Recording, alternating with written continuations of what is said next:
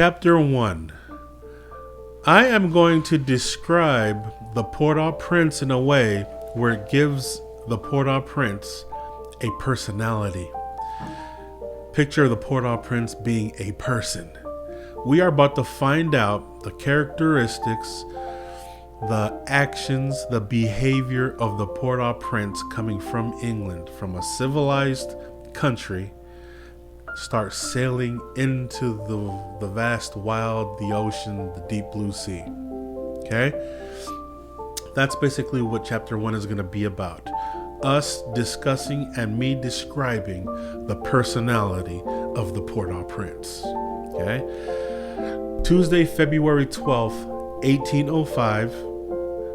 William Mariner is now 14 years old.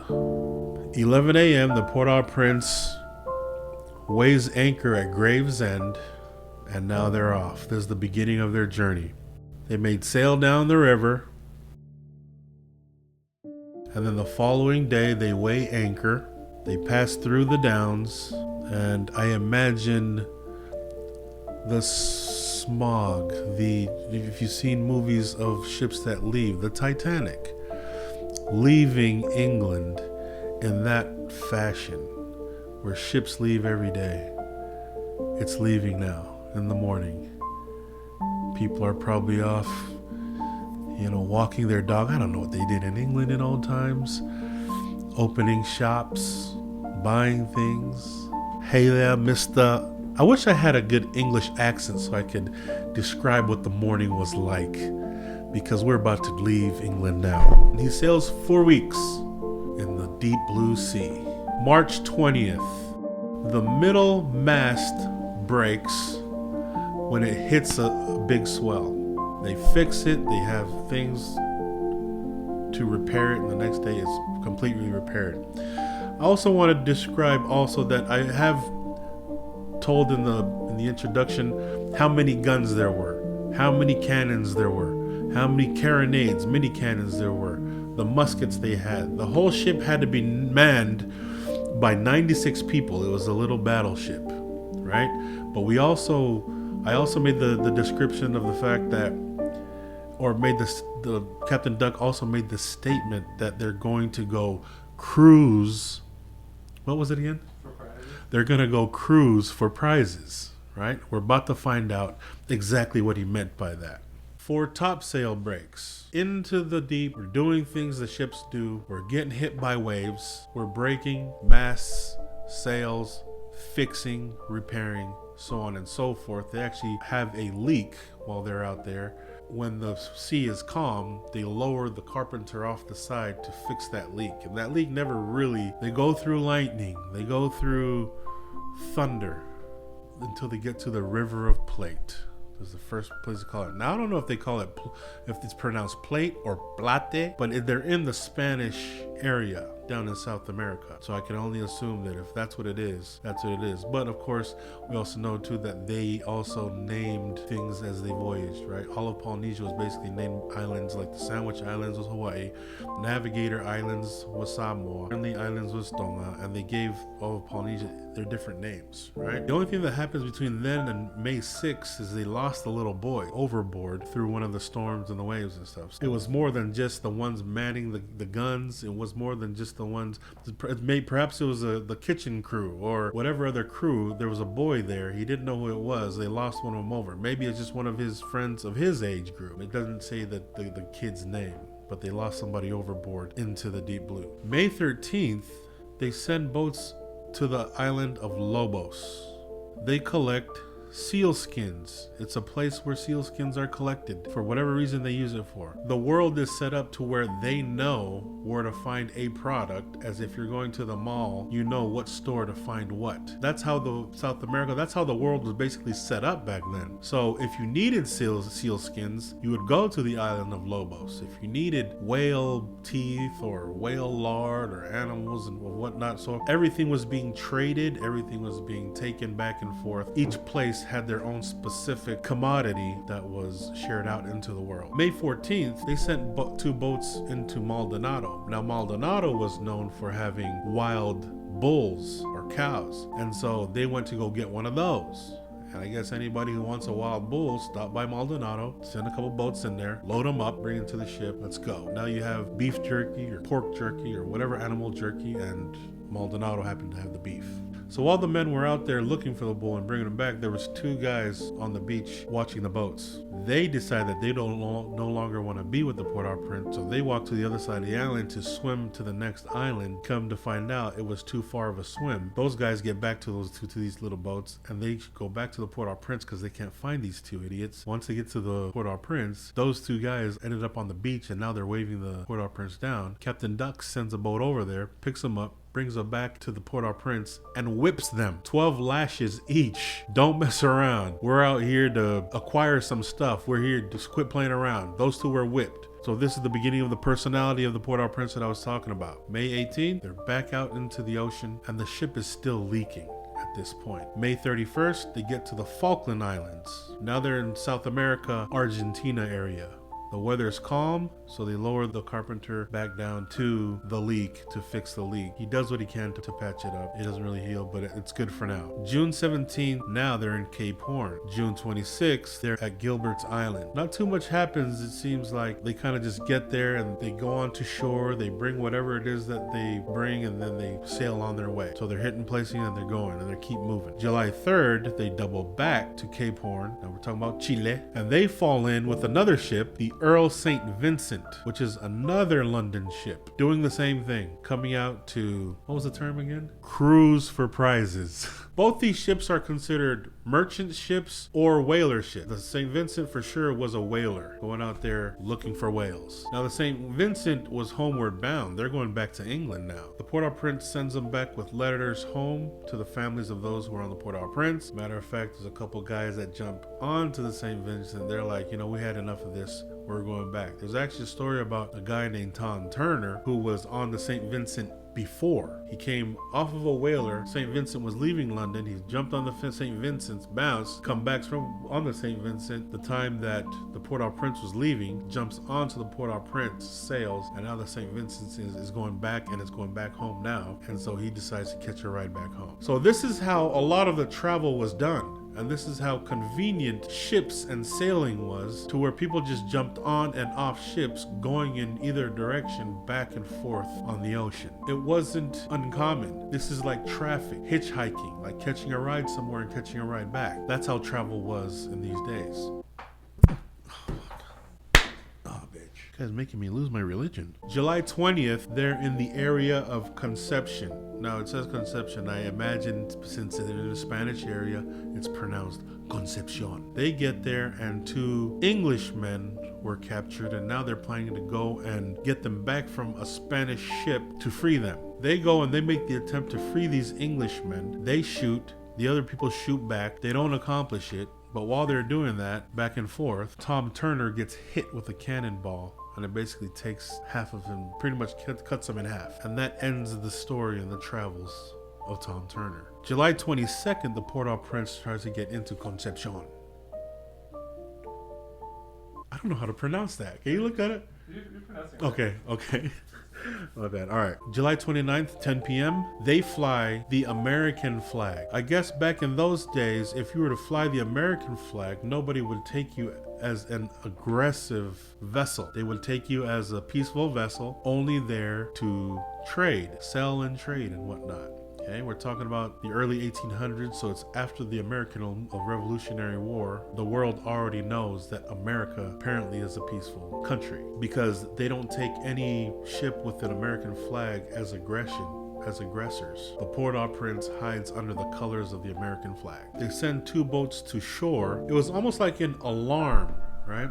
They start beating drums of warning that something is going on. There's some suspicious activity out on sea. And it seemed like all along the coast, Chile, South America, Argentina, all along the coast, it seemed like they all had a governor on a town, and every single town was a port.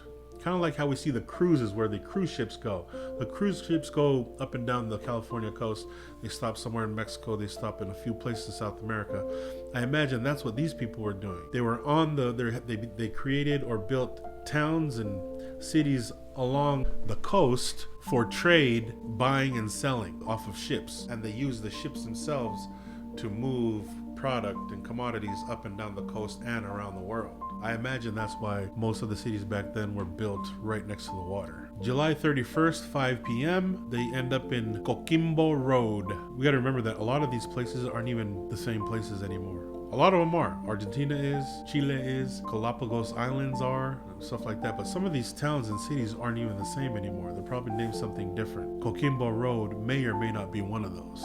But I did find a Coquimbo on Google somewhere. There's a little town still there. So they get to Coquimbo and 3 Miko guys, they show up and they say, oh look, this ship has an American flag. These are basically moving swap meets. They're moving flea markets. American flag, peaceful. They got some stuff. Let's go see what they got. They get on board. They're talking, they're laughing, they give them drinks and whatnot. Next minute, they detain these Spanish guys.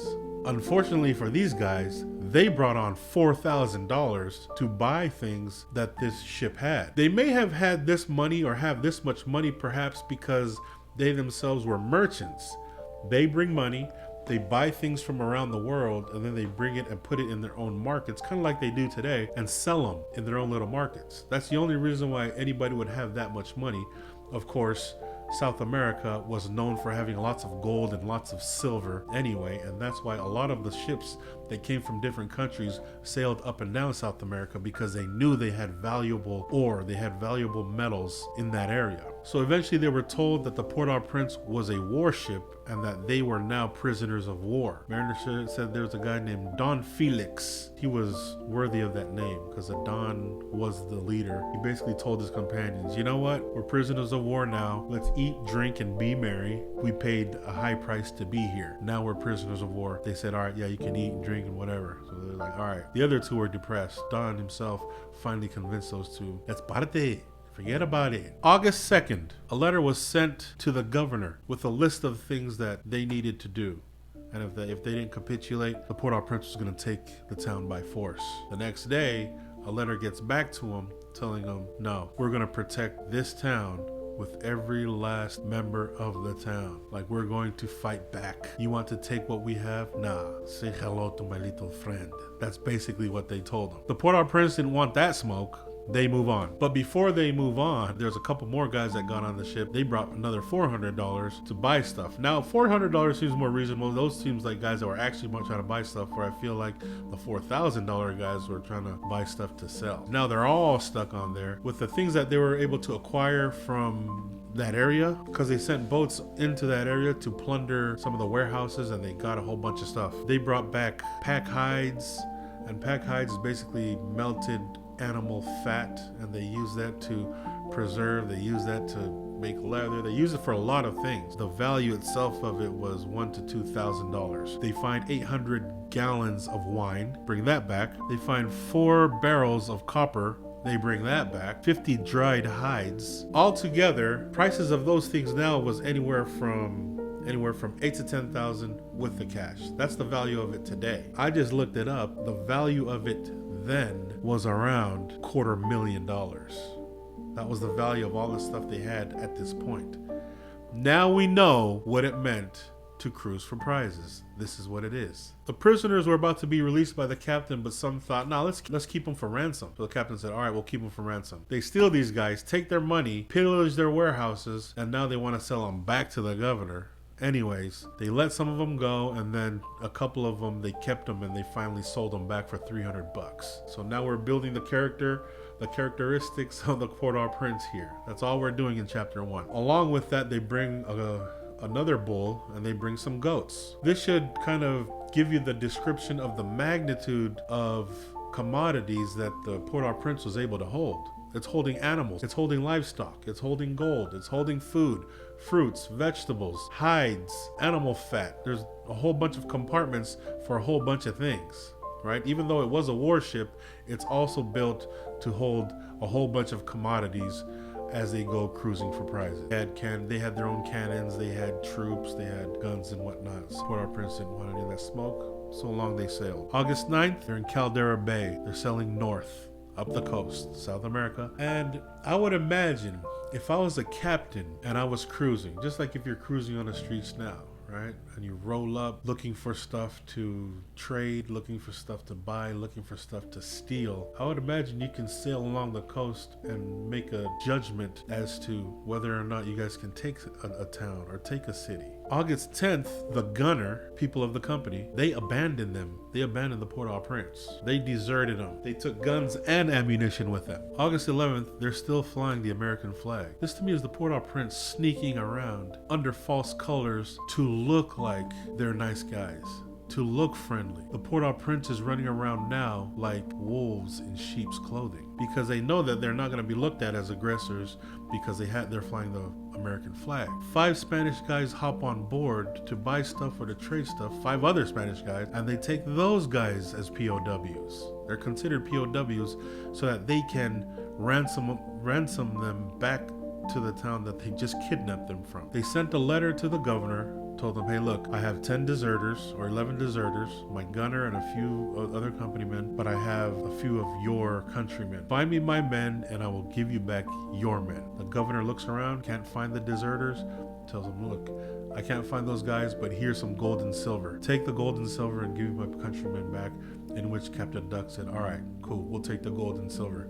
Give them back their men. Port-au-Prince, you're being very naughty right now. Be very tricky. August 17th, the prisoners are released. August 18th, they sail north. They take 3 little Spanish, a couple brigs and a little boat. They're just picking things off right out of the ocean as well. This is the Port-au-Prince going up, creeping up to a smaller boat or a smaller brig or whatever it is, threatening them, getting those people that's on these boats, putting them in prison on the Port-au-Prince, and now they have over 20 prisoners, calling them prisoners of war just so that they can ransom and sell them back for more prizes. They go through Pasig Bay, they go through Babylon, still sailing north. They go through Arica. They get to Arica and there was just 2 armed. They had a better economy. It looked like they had more soldiers, more guns. The Port-au-Prince looked over and said, yeah, there's no way we're gonna take this place. Let's keep going. At this point, they're no longer looking for stuff to trade or buy.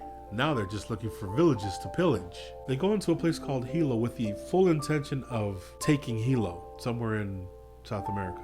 They take 2 little cannons and they mount it to one of the boats that they sold called the Begonio, right in front of the town of Hilo, and it starts firing in. The town of Hilo has a church with a nunnery. Nuns were being trained from a young all the way up to however old that the villagers run out of the town and they go hide out in the woods or wherever they go to hide out in the country. They find 2 people, one a commander and the other a friar, which is a leader of the religion. They're like pastors or priests or something, if I'm not. I only remember a friar from watching Robin Hood back in the 80s, and that friar was a drunkard too. Remember that friar? That guy was a drunkard. He loved drinking beer. Anyway, when I read Friar, I was like, oh, it's just like the friar from Robin Hood. Okay, this guy was drunk. So anyways, they find these 2 guys drunk.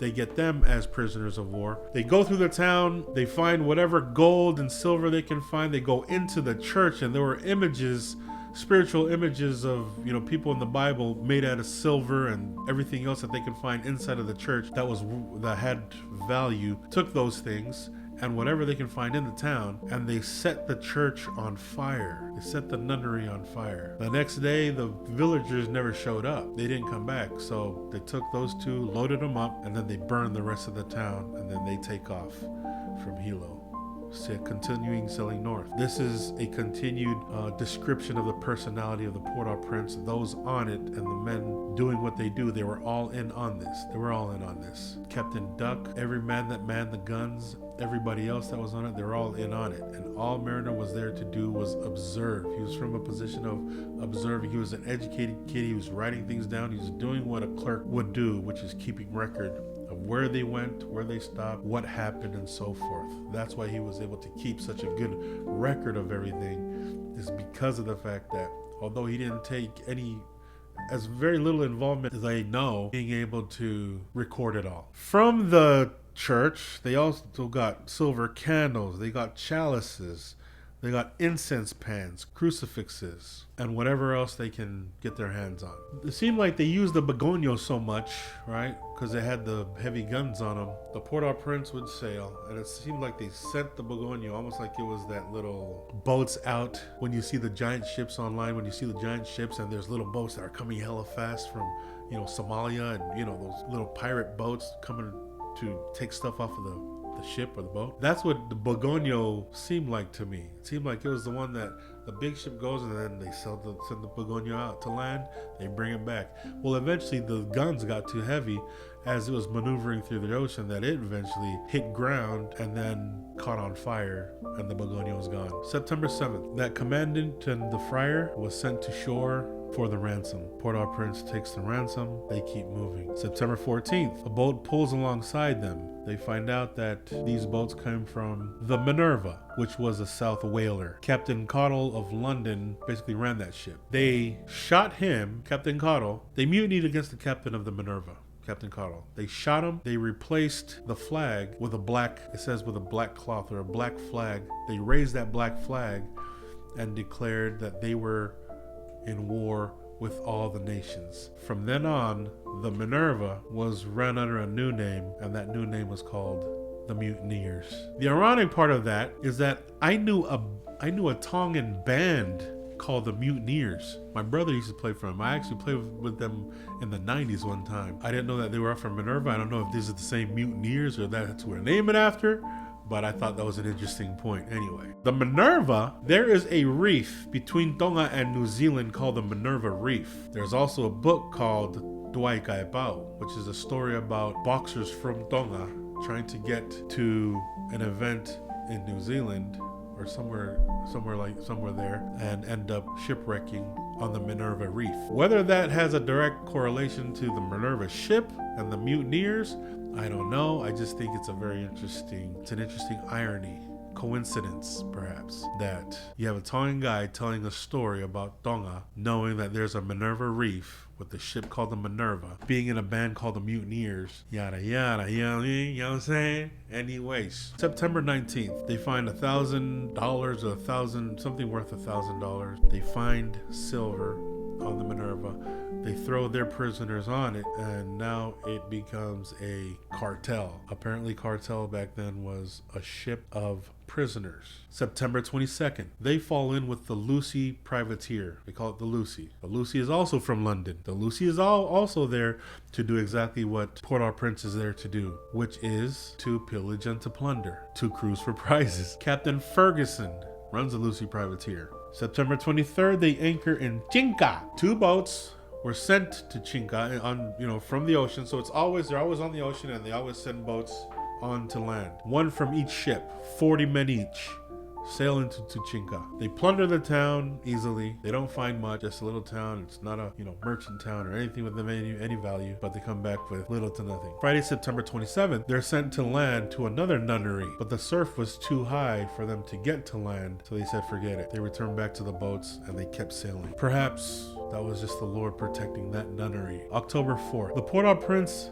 and the Lucy get to Paita. They both battle with the ship called the Austria. The Port-au-Prince loses 1 person and 3 are injured, but for the most part, they win this little battle. October 8th, they attack Paita, but they fail. So Paita they were ready for the smoke. October 16th, they get to Chatham Island in the Galapagos. They find turtles, they find silver, they find gold, and they divided it equally between the 2 ships. Anybody who's heard of the story about the Port-au-Prince from Tonga or in Tonga, around Tonga, know that the Port-au-Prince had gold or had silver, they knew that there was precious metals on there, right? We've heard that since we were kids. This is true, and this is where they got it all. November 3rd, they part company with the Lucy. The Lucy's on its way. The Port-au-Prince chased down 3 boats because now they're confident. They've done this enough time, now they're confident. They found that the American neutrality belonged to Captain Fogler. The other 2 boats were 2 British boats, the Britannica and the British Tar. The American ship was at Paita since their little battle with the Austria. The Austria was ran by a French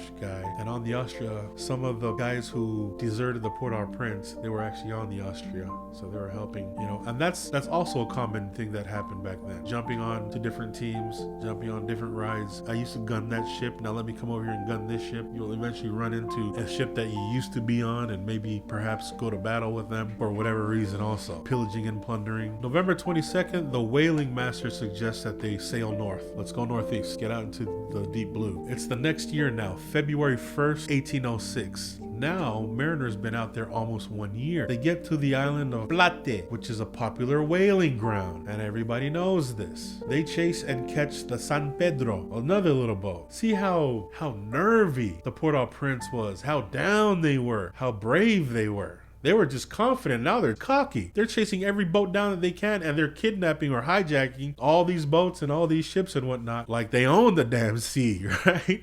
And remember, all these ships and most of these ships and boats are of Hispanic origins or owners. These English guys were down. They were coming because they obviously, when they met with their own friends from London or from England, they teamed up with them to come and bully and punk all these Spanish boats and Spanish villages and places. And now they're hiding under the flag of the Americans to look like they're nice guys, sheep's and wolf clothing, just so that they can get more stuff. They chase and catch the Santa Rosa Carmo. They find salt, they find flour, they find tallow.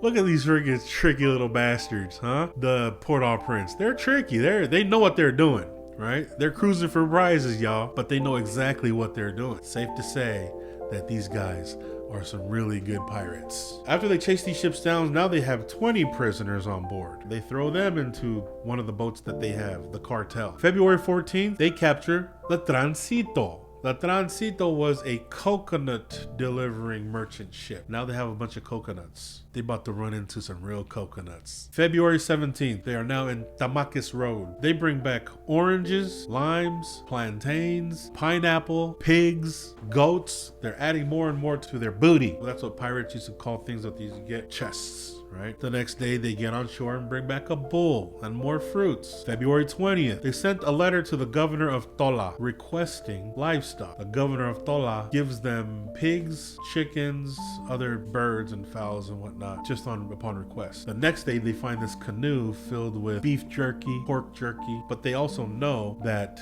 all of it is going to the governor. So Captain Duck said, all right, since they hooked us up yesterday with those animals, let's let this slide. Let's let them have this beef jerky. I guess they can play nice sometimes. They're in Tola, and the governor invites them onto the land for celebration. You know, they just had a trade. They're cool with them. They give them drinks. Now they're partying and celebrating and whatnot. The governor of Tola has a 16-year-old daughter there who just returned from a nunnery. The nunnery that she was at was the one that they just burned down in Hilo. Once they started firing upon the town in Hilo, the townspeople ran into the woods, where they ran into the country. That's why the Port-au-Prince was able to go in and take Hilo. But then they burnt the church and burnt everything there and took those two as prisoners. Well, now they're in Tola. The daughter just gets back from Hilo. She's wondering if these are the same people that burnt down her nunnery. She was also concerned because there was a nunnery south of Callao that was burnt down, pillaged. Not sure if it was the Port-au-Prince or not. But as this was a common occurrence for English ships to go to South America and do stuff like this, it wouldn't be a surprise. But at the same time, there's no real evidence that it was a Port-au-Prince. Finding out that the Port-au-Prince was involved in the Hilo thing, she lifts her eyes and her hands to the sky, and she says a whole bunch of stuff in Spanish. Mariner can make out that she's cursing them. She's putting a curse upon the ship. She's putting a curse upon Mariner, right? Mariner is just an observer. But now she is calling upon God to serve justice to those who destroyed the nunnery in Hilo. And the curse that she put on the ship was that ship was never going to see England again. That was the first one. The second curse she put directly on Mariner himself, that he would never see his mother and father again. By the power of God, she called upon the powers and put this curse upon him. Mariner turns and threatens her, saying, you know, if you were in England, we would try you for witchcraft. This is witchcraft you're doing here. He tried to threaten her. She turns at him and laughs at him. Like, what are you talking about? Basically saying, you go and you burn and pillage and plunder villages, especially the buildings that belong to God. I call upon that God to destroy you, and you're coming to tell me that I'm under judgment under your law? She laughs him away and like, whatever, take this curse, you're cursed. Mariner kind of feels some type of way about that, because witches are tried and they're burned at the stake back in those days, right? Or hung, or whatever they do, they're destroyed. So it was obvious that the people did kind of believe in stuff like that. that type of superstition for them to actually judge them in court, people cursing other people. He feels bad, and so he goes onto the ship knowing that it's scarce to find cheese, right? To process cheese. He goes and brings a roll of cheese, I guess as a peace offering. Brings it to her, gives her this big old roll of cheese. She turns around and she grabs the gold buckles off of her shoe and she takes them and she gives it to him. And she says, I'm only acknowledging as part of the custom that you bring it, you giving me something means I give you something in return, just as part of the custom. But these gold buckles are going to do you no good. They're going to hold no value to you because of the curse. You are going to go with this as a token or as a remembrance that this is your fate. This is the end of the line for you, buddy, is basically what she was telling him, which turned out to be true. A lot of it turned out to be true, because the Port-au-Prince never saw England again. Mariner's mom dies while Mariner is gone, but I guess you can call it the grace of God. Mariner actually gets to go back and see his father, who is still alive after 7 years. Not before he sees the curse actually fall upon him and the ship once they go and run into the real coconuts. The story is about to get a lot more interesting when they get to Tonga, but they are about to sail. Their intention is to sail to Tahiti, which they miss. Stay tuned for the next chapter.